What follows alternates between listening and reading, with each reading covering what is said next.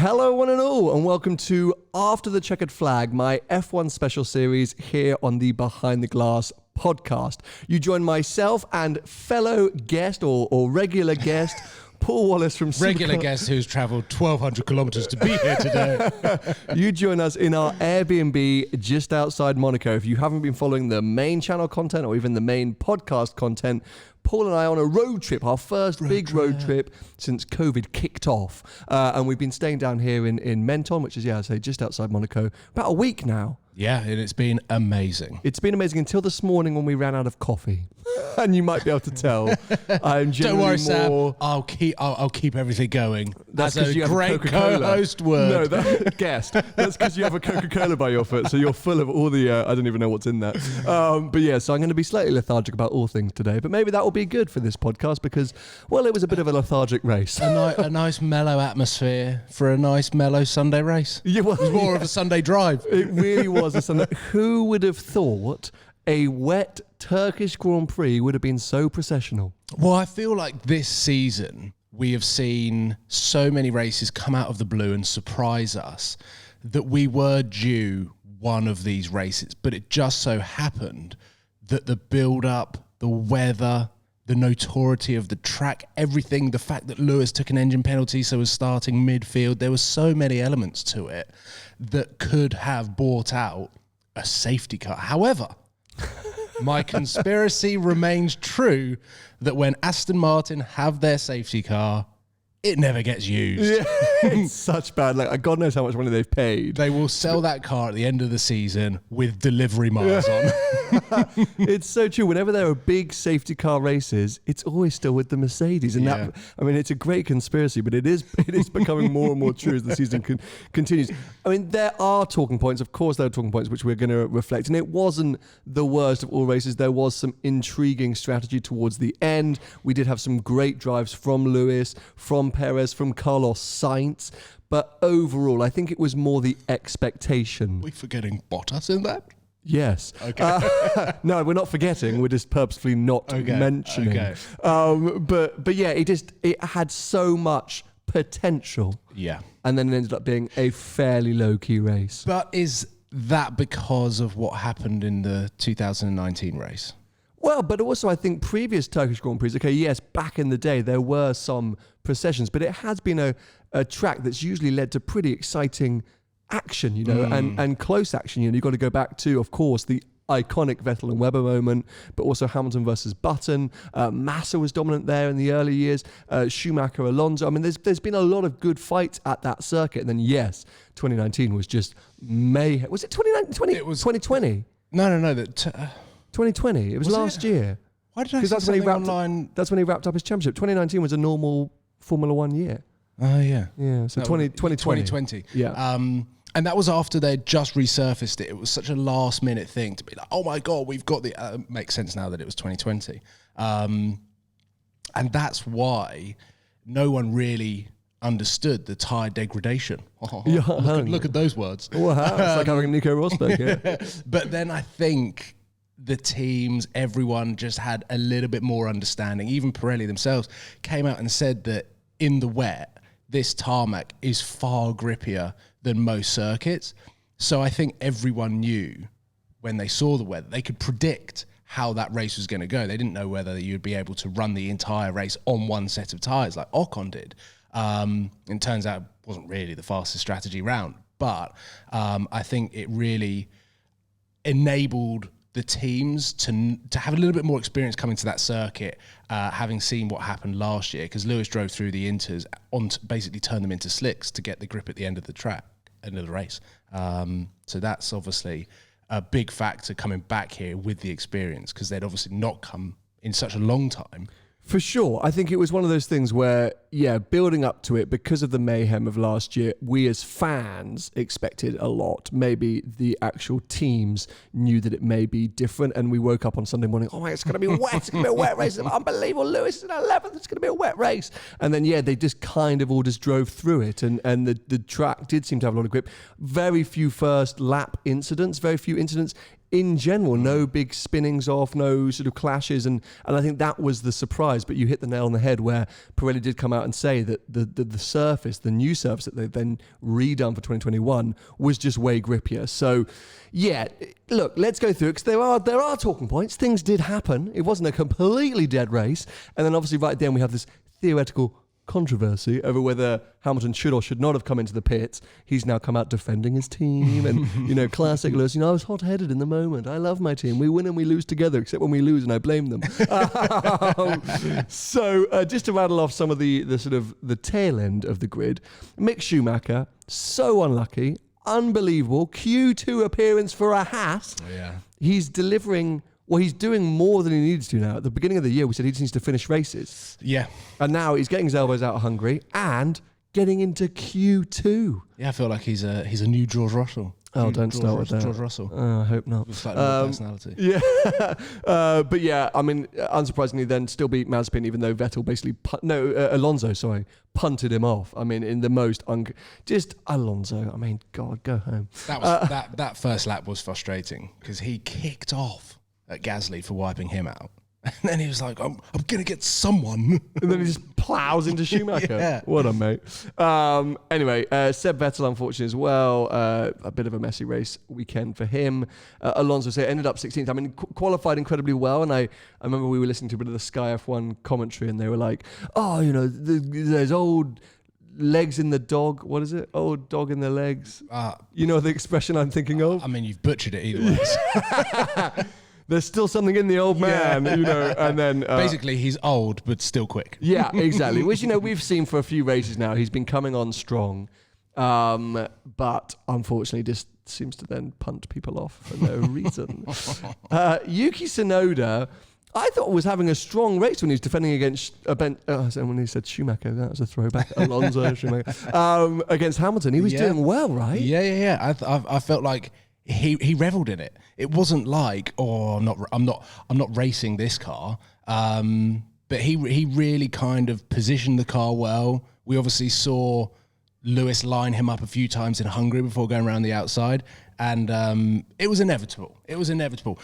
But the fact that he was able to keep him back for the laps, obviously, Max has got Tsunoda on his pay. Yeah. Well, I think Helmut Marko does, literally. Yeah. Very true. Yes. I thought it was great for the first 5 laps, and then when Lewis went around the outside, it was cool. Yeah, we won't. I mean, we will get onto fanboying later, but Lewis pulling off moves when no one else is pulling off moves. But yeah, Yuki, who's had a quiet middle half of the season, I think it's good to see him. Had a quiet season in general. He had a great pre-season testing, looked really fast and produced some amazing interviews. And I think he still does produce amazing interviews. He's a great personality to have on the grid. But we're waiting for the pace. Well, he's had a rookie season, hasn't he? He's had a lot of mistakes, and then I think because of those mistakes, he's lost a bit of his pace because he's worried about the mistakes. Yeah, and exactly that. He's overdriving in some elements to try and what's the word? Compensate for his mistakes earlier. Do you need a coffee? Yes. Now, the depressing sight, I think, across this weekend was Danny Rick. Now, obviously, we had the victory in Italy, and then we had a very strong result last time out, wherever we were. Why has my mind suddenly escaped me? Thank you. God, that was weird. But then it just looked like Danny Rick of old this year, struggling for pace, getting knocked out in Q1, nowhere really during the actual race itself. A miserable race for him in terms of the weather, but also in terms of how he performed. And then he became the guinea pig of the entire grid, where, shall we bring him in for a new set of intermediates? Well, we might as well. We've got nothing to lose. He really became literally like the test. Him and Vettel were like, we'll take him for the team, guys. And Vettel was like, that was a mistake. His pitting on slicks. I mean, like that was, bravo for trying. We were all sitting there. There was a group of us watching it. We were like, come on, someone do something, like liven it up. Someone's got to go crazy. And when he put slicks on, maybe he's going to go 5 seconds a lap quicker. No, he went 20 seconds a lap slower. Nearly killed everyone. Including himself. But yeah, Danny Rick, I mean, this comes back to theoretically how hard this McLaren is to drive or to learn how to drive, and certain tracks are going to be able to hide that better than others. But I would have thought Russia would have shown up if it was a sort of fluke in Italy or a particular track that suited Danny Rick. Turkey, I don't think has, it's what was I saying? It's a sort of it's the hard braking, it's the slow corner tracks that show up the potential issues. Isn't Sochi pretty much all 90-degree right? I was going to say it's a street circuit, so if anywhere was going to show it up. So I don't really know what was going on with him this weekend, but it was frustrating to see, as fans of him as we are, and considering he's had an upturn in pace. Yeah, obviously that Australian Danny Rick 720S edition is obviously depreciated over the last weekend. Suddenly no one wants to buy it now. What a fail.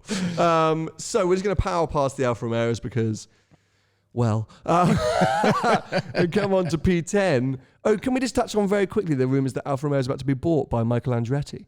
I mean, Alfa Romeo have got all of the rumours at the moment. But I had no idea, firstly, Alfa Romeo are up for sale, that Andretti wanted Everything's for sale, Sam, if the price is right. I think you are correct there. That Andretti was trying to get into F1, I had no idea. Yeah. Following the Haas model, I wouldn't be as an American thinking, oh, I definitely want to do that.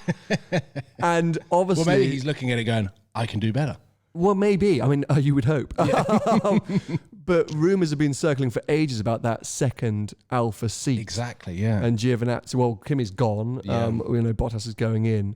Theoretically, they haven't announced who that second seat is, so we've got to assume it's Giovinazzi's in there somewhere. But then Guan Yu Zhou, who's currently in Formula 2, heavily backed by Alpine and China. It's not bad backing. Yeah, he's got a lot of support. We had Nick de Vries bouncing around for a while. That's gone a bit quiet after Russell got confirmed at Mercedes and things like that. So, yeah, I don't really know what's going on there, but I assume if the Andretti's come in, good for Formula 1, good for motorsport, I assume they're going to want to put an American driver in there.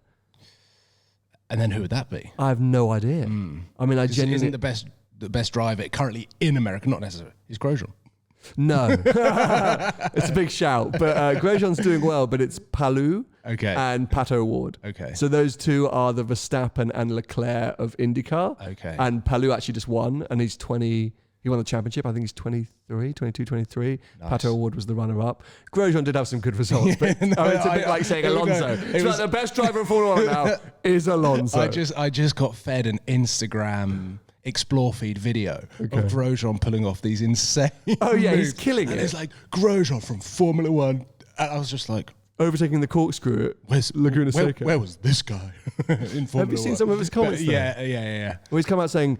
It's so much more exciting. If you're going to be in Formula 1, great, go for it. But if you're an uncompetitive team, there's no point. Yeah. Like, you're just managing tyres at the back of a field, like feeling like a spare part, whilst he can get an IndyCar and just have a ton of fun. Yeah. And I'm so with him. I'm really enjoying IndyCar at the moment. Yeah. It's a vibe. And it's good to see him. The developments are coming along nicely. Yeah, and seeing that he's getting some results. So but he's got nothing to lose at that point. He's come from Formula 1, so I suppose there's something in his credibility. He's coming from Formula 1, but it's not like...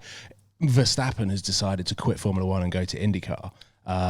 So in a way, he's coming in with a blank canvas and being able to create his story. And if he can throw that car around, and I mean, he's obviously not scared about crashing into a barrier, bursting into flames. So he's had that happen. At that point, if you can survive that, crack on. Honestly, man has no fear jumping back in cars that are definitely way more dangerous than a Formula 1 car. Yeah. I've said so many times, just quit. Quit. After that, just quit. Like, you've got a family, you've got young kids, just quit. You've got enough He's like, money. nope. You've got enough money. I go racing. Yeah. And your family, you come with me. Yeah, fair play to him, though. It is good to see. I think you're right, though. He didn't have a big reputation to damage. He's unfortunately been off the boil because of his car for the last 5 years or so in F1. So it's not like when Mansell went as champion or Montoya went to NASCAR or, Villeneuve coming from there to F1. So...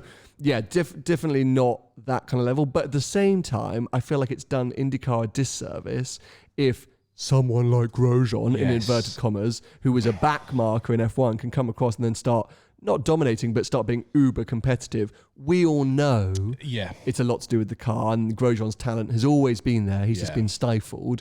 But yeah, if I was IndyCar, I'd be a bit like, oh God, like, what is he doing? So that's embarrassing. You can tell how good the Turkish Grand Prix was because we've just spent 5 minutes talking about Grosjean. Yeah. But Drive to Survive has helped Grosjean out because it did make him look like a bit of a hero, didn't it? Yeah. The man that walked through fire. Yeah, exactly. What does he call himself now? The Phoenix. God. No, I don't think so. Back to the Turkish Grand Prix. Esteban Ocon. Ocon. He got his elbows out. There were so many moments where he put the car in places where you're like, oh, there's a crash, but managed to get out of it. That completely went over my head. Oh, really? I feel like we didn't see him the whole race. Who was he doing that with? In the first 10 laps, there was moments on the first lap, because he was really close to Lewis, where, having seen him at Brazil, I didn't know whether he was going to be able to get the car out of the position that he had put it in. Sure, you were nervous. That's Lewis, Esteban. Careful. But obviously, in the back of his mind, he's got Toto on his mind. So. Yeah. Is he still? He can't still be a Mercedes driver. He's an ex now, surely. Ex Mercedes driver with just Toto as his manager. Yeah. There's some kind of terrifying links there. There is a weird mafioso crossover. Toto's definitely got a direct link to his car that says, Esteban, you can win this race. So impressive, because he did the entire race on one set of tyres, Inters, which looked like they were about to explode at the end. Yeah. Really down to the canvas. I think it was the front right, I think. But mad impressive. Good on him for trying. Showed that it could be done and will be useful. Great advert for Pirelli. Great advert for Pirelli, theoretically. But will be useful when we come on to discuss the Hamilton saga in a second. We can use Ocon as a bit of a case study. Lance Stroll.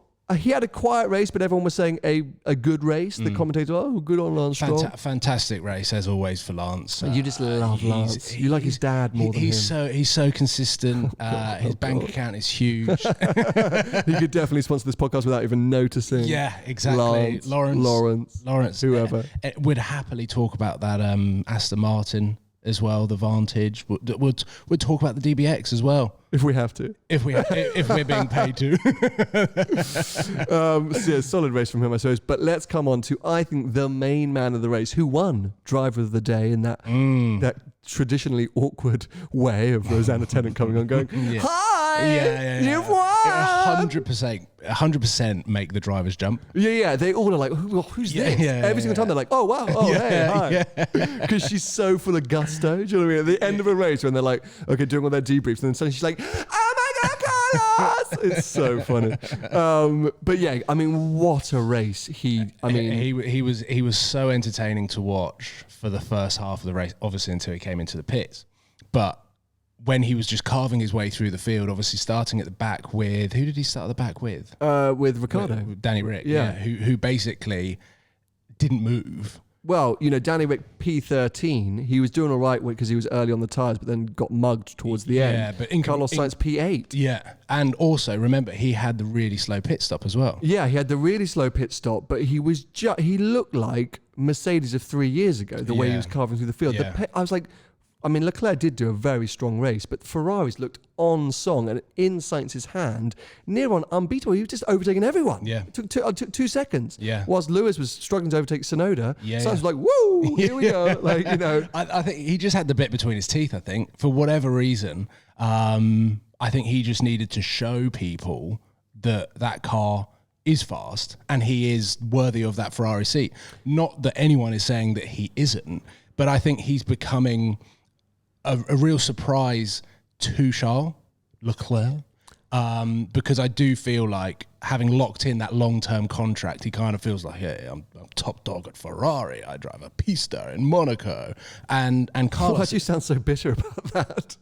I'm not bitter at You all. sounded really aggressive. Poor Charles. Anyway, I think the Pista is not his own. Go on. But Carlos is now really coming into his own in that car and showing that he is incredibly fast. I always wrote him off when he was going into that Ferrari seat. He's not a Ferrari driver. There's no way that I can see his face in all of the Ferrari gear and getting into a Ferrari car. But now, I think it's cool, because it just shows how competitive the car is, but it's also bringing the team up to the Mercedes and the Red Bull, which we all want to see, whether we're Ferrari fans or not. Having Ferrari and McLaren up there fighting just makes the entire grid much more exciting to watch. Yeah, he's definitely becoming, I think, a very aggressive thorn in Charles's side. I think we spoke about it whilst we were watching the race. I think Charles had an unlucky but also an imperfect season so far. He's been making the odd mistake. He's been overdriving in certain situations, it appears. And it's been a characteristic of Charles's career is that as insanely fast as he seems to be, he can make the odd mistake here and there. And Carlos, as we saw at McLaren, is just able to bash in the consistency. He's unbelievably consistent. And yes, he has also made some mistakes this year, but that consistency is building. And so I think so is the confidence. And Ferrari, yes, it's good to see them there, but they seem very hit and miss this year. Some tracks they're fast, some tracks they're not. McLaren do seem to have the edge over them. This was an off race for McLaren. I think they still managed to outscore, Norris managed to outscore Sainz at least, but you would expect that considering Carlos started at the back of the grid. But yeah, I think still is Carlos ahead of Charles in the championship, I think by half a point or 1 point or something like that, and considering some of the qualifying results that Charles had, really impressive from Carlos. And I think that team must be going, God, this guy can deliver. Yeah, we only needed a number 2 driver, and here we have Carlos. And I guarantee, this is definitely, there's no data to back this up, but just based on Charles versus Carlos's personalities in terms of their calmness, then throwing them into a Formula One car for a race, I guarantee Carlos's heart rate is lower than Leclerc's the entire way around. I just think he's a much calmer driver. Yeah, I would see where you're coming from there. He's got a bit of a Prost Button vibe about him, just smooth and calm, and he's like, I'll get where I need to go.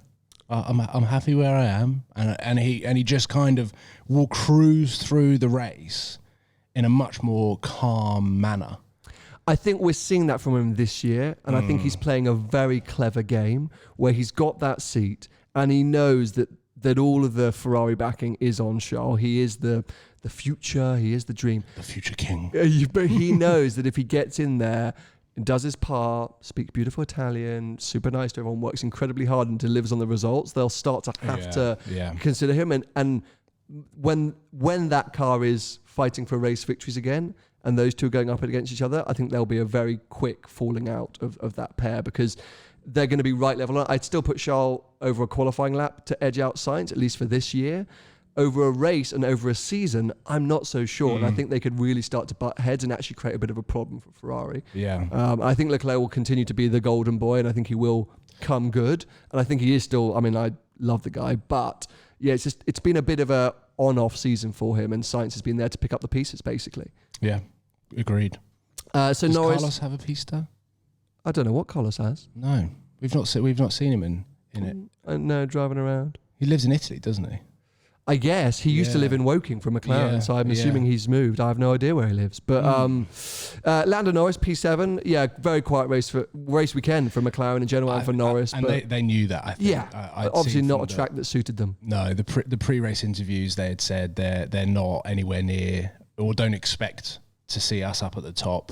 I think they just did okay to get round. I think it was a damage limitation from Lando, and as we said already, slow from Ricciardo. Yeah.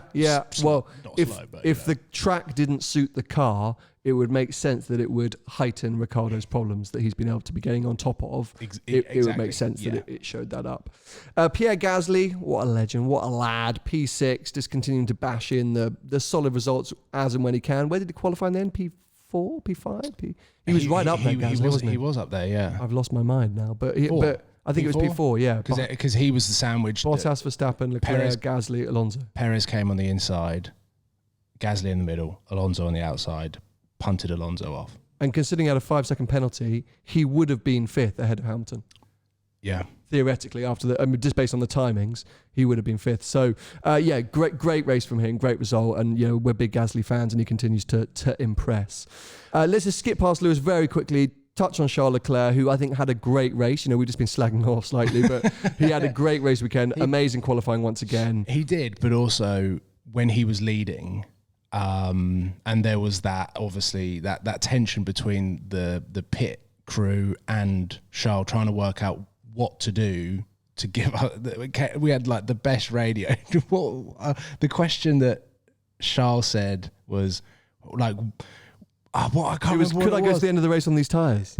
And they said, yeah, if Bottas doesn't, or can I win? No. If I stay on this pace, where will I finish? What position will I have? If I stick on this pace, what is my position that I can have? And he goes, well, stay ahead of Bottas and you'll win. Which was the most frank reply, which was amazing. We were all in fits of laughter. But he did make a couple of mistakes, which I can imagine comes down to... What mistakes did he make?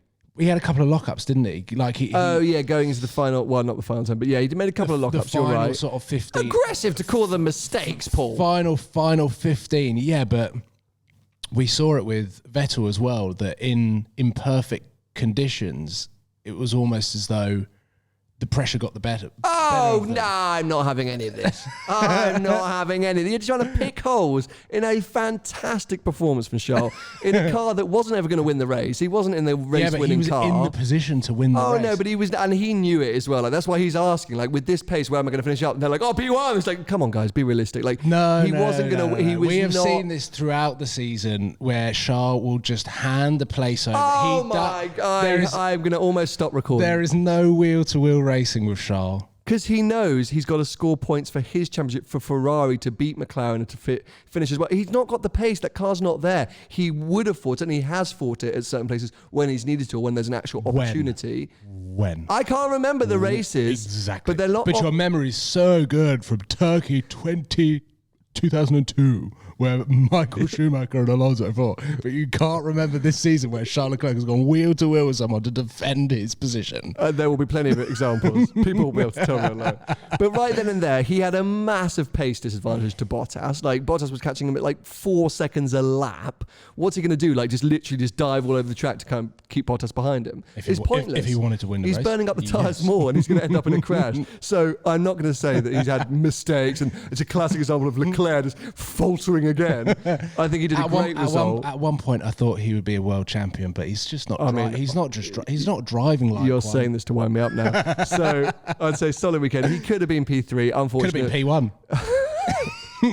But Sergio Perez was the man that took it away from him, and rightly so, because out of nowhere, Checo Perez. No. His time management has been amazing all season. But it wasn't even time management. He was quick. He was on it. Well, yeah, of course. Yeah, he's quick, but also his time management is insane. Theoretically, yes. Historically, yes. I don't know if that's 100% true this year, because whilst he's maybe kept life in the tyres, he's had no pace doing it. That's true. You know, what he was amazing at Racing Point and Force India was keeping life in the tyres and being competitive. This year, okay, fine, he might be able to do long stints, but he's off the pace. In comparison to what Max is able to do in that car. So to see him manage the Inters well and then be able to slice his way through the field, defend incredibly against Lewis, that was, we all said it at the time, and Verstappen fans, yes, we're still here to wind you up. That would have been a crash if that was Verstappen and Hamilton. Yeah. It would have been a crash. And we were in a group of 6 or 7 of us. Yeah. The majority were Max fans. We were the only Hamilton fans in the room. We were the only Hamilton. We were on our own sofa because we were the only Hamilton fans, and everyone agreed that the racing and action and defending from Perez had a much higher chance of it being a crash if that was Verstappen. Yeah, well, we just haven't seen Hamilton and Verstappen be able to race like that because it's just always been a crash. Yeah, but Perez did his job unbelievably, considering that aggressive move where Lewis basically boshed him off into the pit lane and Perez had to go around the cone, which when you look back on that footage, you're like, is that allowed? Classic Lewis. Yeah. And it was so intense because there was so much at stake. Perez obviously needing to do it for his team and getting the point difference as big as possible for Max. He wasn't even racing. Well, he was racing for himself, but not really. It was a team. He was doing it for the team at that point. What he was not going, I must keep 6th position or whatever it was at the time. I would have loved to have known what was going on inside those two helmets as Lewis was trying to get around Perez. Piss off! Go, piss off! Go away! But he must know that Perez is an unbelievable racer. Oh yeah, and look, as I say, this is not and you think he's not a rookie. No, they've all been racing him for yeah. years, and I think Lewis would have known in that scenario, as Perez would have known, that both of them racing hard, and again, Verstappen fans are going to be right in here going, no way, Lewis has punched everyone off, that they were giving each other enough of space and respect of how to race that closely. And that's what we want to see in F1, right? That's what we love. That's what we're crying out for. And it can happen between Verstappen and Hamilton, both the best racers of their eras and future eras, but for something about them, the red mist descends on both of them when they meet on the track, and we just haven't had a chance to see these epic battles like we saw with Perez and Hamilton, or we've seen with Rosberg and Hamilton, or Webber and Alonso, or whoever it might be. These epic wheel-to-wheel fights. I think it just comes down to how close the championship is by far the biggest thing. They both, Max more than Lewis, see the opportunities there and then and feel like it needs to happen now. Yeah, we've definitely spoken about it in previous episodes. They just both see red. I think they're both as much to blame as each other in most of these scenarios. Whatever has happened in previous seasons and this year, they meet on track and they're just like, ah! Yeah. So anyway, it was epic to see, and great result from Perez, and I think he was ecstatic to be back on the podium, and good for him. It needed to happen. It was a race for the number 2 drivers. Because whilst we have a lonely race for Verstappen in P2, who even said staying awake was his hardest job. That shows just, I was going to bring it up at the beginning of the podcast, but the fact that Max came out and said that shows how, from a spectator point of view, and the hype around, it's going to be a wet race. Look at the mist. Look at the visibility. Are these inters going to last? Shows the difference that the teams and the drivers had in comparison to knowing just what that race could do. And the fact that Max came out in the post-race interview and said, the hardest thing was just staying awake, shows how he obviously wasn't falling asleep. But I think it was fairly monotonous. If you accidentally play F1 2021 on your Xbox. Accidentally? No. Accidentally select 100% race length. And then all of a sudden... I don't know who does that, but go on. Well, I've done it. And then you realise that you've got 65 laps of the same circuit sat on your sofa. I can imagine that's kind of what he felt. Yeah, it was a semi-damage limitation. I think maybe they could have extracted a bit more pace, but Mercedes had that pace advantage this weekend. And they knew it as well. And Bottas, like Perez, delivered when they needed to. He stepped up to the plate. Faultless weekend, inherited the pole. But then it was a vintage Bottas race. He just got out front, managed the pace beautifully, did not make a mistake, and dominated. And that was considering his last race at Turkey. Oh my God, a year ago when he had 9 spins or something? 100% would have been playing on his mind all weekend. And especially going into the race on Sunday and it being wet. Oh God, not this again. Yeah. I'm P1. I've got a job to deliver for my team. I don't even think it crosses his mind that I'm leaving here at the end of the season. I think he's going into every single race going, how can I get a Constructors' Championship for Mercedes? How can I be a part of that? Yeah, it's his legacy, right? Exactly. And in the process, obviously, help Lewis get another World Championship. And if I'm honest, I think all I would disagree with you on is that I think there's a part of it which is like, I probably need to get a few more victories because is it ever going to happen again? As in, oh yes, I think there's a slight thought on his mind, which is like, moments of being selfish, get a few fastest laps, get a few poles if I can, take advantage of and take a couple of victories when I get the moment, because who knows when I'm next going to win a race. And it looked like he was really enjoying that champagne. Yes, it's been a year since his last victory, but I think there was something on his mind which was like, not sure when this is next going to be possible. Savouring the moment. So yeah, solid result for him. Did he savour the moment last night on Monday in Monaco, didn't he? When we saw him cruising in his AMG GT Black Series. Go on, Valtteri. Yeah. But Lewis. So I thought it was a great performance for him. This is when all of the Max fans switch on. Yeah, exactly. Close. There's been some, people have been really going in on, should he or shouldn't he have, won his what's called pit or not pit or blah, blah. And I think it's because he questioned it, and then obviously it turned out not to be so good. Everything's wonderful in hindsight. I think Martin Brundle came out today saying, it's Lewis's fault. Lewis messed it up. He stayed out too long. He should have listened to the team in day one. But we literally just came off the back of a race in Russia where driver and teams worked in synergy perfectly or didn't work in synergy perfectly. And we saw that prime example of where you can or can't trust your team. And so sometimes it works out great, sometimes it works out doesn't.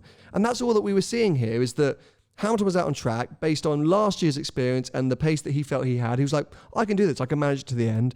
The team is saying, no, we really think you should pit. And at some point he went, right, I'll trust you. You nailed it last weekend. I got to listen to you. I got to trust you. But it was totally within his right. And I think it was appropriate for him to try and fight to stay out if he felt like that was the thing to do. I mean, this is what we want. It didn't work out. It didn't work out. And everyone's treating it like this huge moment. Yeah, I think mainly because of the way that he sounded on the radio, and that just comes from his his winning, his racing spirit. Yeah, exactly. In any sport, if you are a professional elite athlete, you have these heightened competitiveness elements to your DNA that mean when you lose or you are losing, you come across as a bit of a spoiled brat. You come across as a little bit of a sore loser, and you will see that across every single sport. It's pretty much the same personality, and that's what we saw because Lewis knows how important that point deficit is that weekend. So he knows how much is on the line with every single decision. And I also feel like towards the end of the race, when he realised that they brought him in a little bit too late, that part of that was his fault in the decision-making process, because he had missed that kind of sweet spot in the window where the pit crew had obviously done the math and the timings to be like, if we bring him in now, he'll get through that sort of like graining phase in the tyres, come on song for the last 5 laps of the race and maybe get another position back.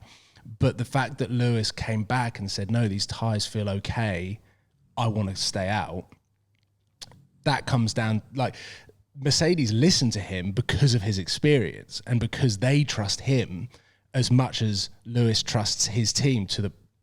It was a hard watch for a Lewis fan, but I think both decisions, either he'd come in the pit, I'm waffling now, but basically I think it would have been the same result. Yeah, this is the thing. For me, it's been made this huge deal out of, and I'm a bit like, meh. Like, okay, fine. He could have potentially been third. We think maybe, or he was running third at least. He was running third, but I think Perez would have definitely got him, so that's fourth. And then you got to see maybe Leclerc would have, but. So, okay, fine, you gain 1 point. And I know this is going to be a big deal in the championship, right? All of these point swings, this is what's going to come. It's going to come down through whenever the championship is decided. You're going to look back on these moments and say, that Verstappen DNF or that moment that Hamilton did the wrong pit call, whatever. That's what's going to have decided it. But in the moment, it was what it was. They had to react to the situations. It was probably more risky to leave him out. Yes, he might have been third, he might have been fourth, he might have been fifth, but it is what it is. He could have had a tyre blowout. He could have had a tyre blowout. His tyres were down to the canvas, so... Do you risk that for the potential of getting a third or a fourth, or do you bring him in, take the fifth, and not risk the potential of him having a tyre blowout, spinning out, and not getting any points altogether? Well, I think your point that you're trying to make is if he had pitted on the first time Mercedes asked him, maybe he would have got through that kind of graining stage, built up the pace and been able to go and attack Leclerc and Perez, so potentially re-climbed up through the field. But either way, it is what it is. I think as a race, starting 11th, taking that fresh power unit, it was fresh engine, Verstappen being in P2, great job from Bottas. Yeah, it's really not the worst case scenario it could have been. Flip Max and Lewis. Max would have had exactly the same reaction that Lewis did. Max would have been fuming. Oh yeah, any driver. Any driver. They're running P3. Driver, I'm using them two because they're fighting for the world championship, so it means more. Any driver, of course, but when you're fighting for maximum points, that's not particularly just Lewis that would be, and again, I feel he's very vocal about it, isn't he? He does love a moan, a complain, a moan, a fiery. What are you doing, man? Yeah. Why do you do that, man? Like it's always his go-to. But that's why we love him, his fiery personality. But anyway, I mean, I'm shocked we managed to drag out the Turkish Grand Prix so much because we did get to the end of the Grand Prix and go, oh, what are we really going to talk about? But things did happen. I think it was just expectations, at least for us, were too high. Let us know in the comment section below if you're watching here on YouTube. Were your expectations as high as ours, and were you disappointed, or did you actually think it was some kind of a weird strategic classic? I somehow doubt it, but who knows? If you are watching here on YouTube, make sure to subscribe and turn on notifications so you don't miss future episodes of After the Checkered Flag. And of course, Behind the Glass continues later this week as well. If you want to follow Paul, he's at Wallace PJW or Supercars London on most social media platforms. I'm at Seen Through Glass on most social media platforms. And of course, if you're watching, you can also listen to us on Spotify, Apple Podcasts, and most of your podcast players. We'll be back with you in not too long for the US Grand Prix. 2 weeks. 2 weeks. Catch up at the end. Bye-bye. See ya.